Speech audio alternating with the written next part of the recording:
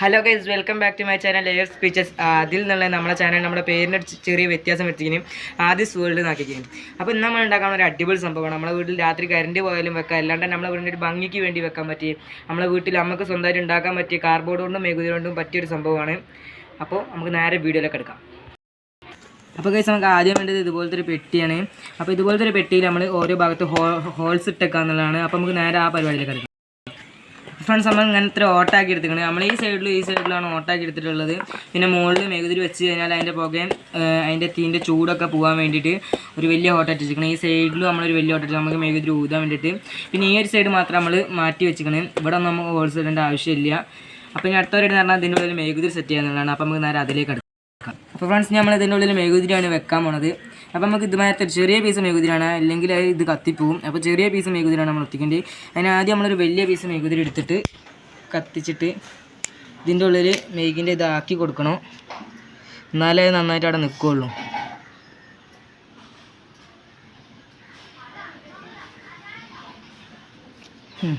നമ്മൾ ആക്കിയതിന് ശേഷം നമ്മൾ ചെറിയ മെഴുകുതിരി അതിൻ്റെ ഉള്ളിൽ ഉറപ്പിച്ച് നിർത്തി കൊടുക്കണം.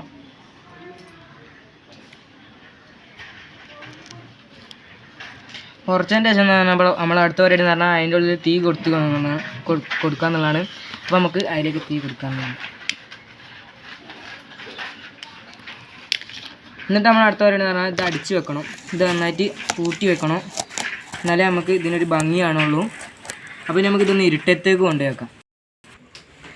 ഇങ്ങനെയാണ് ഫ്രണ്ട്സ് നമ്മൾ ഇരുട്ടത്ത് ഇതിൻ്റെ ഒരു ഭംഗി. അപ്പോൾ നമുക്ക് മതിൽമേലേക്ക് അതിൻ്റെ ഓട്ടകളുടെ റിഫ്ലക്ഷൻ അവിടെയൊക്കെ അടിക്കും. അപ്പോഴാണ് നമുക്ക് ക്ലിയർ ആയിട്ട് ഭംഗി കിട്ടാം.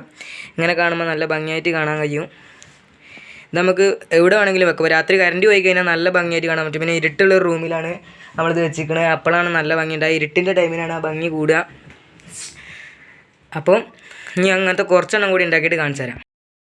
അപ്പോൾ ഫ്രണ്ട്സ്, നമ്മളത് അതുപോലെ തന്നെ വേറൊരു സംഭവമാണ് ഉണ്ടാക്കിക്കുന്നത്. അപ്പോൾ അത് നല്ല ഭംഗിയായിട്ട് തന്നെ ഉള്ളത്. നമുക്ക് വേണമെങ്കിൽ പല ഷേപ്പിൽ കിട്ടുക. അപ്പോൾ നമ്മൾ പല ഷേപ്പ് തന്നെ ഈ സംഭവം കിട്ടും.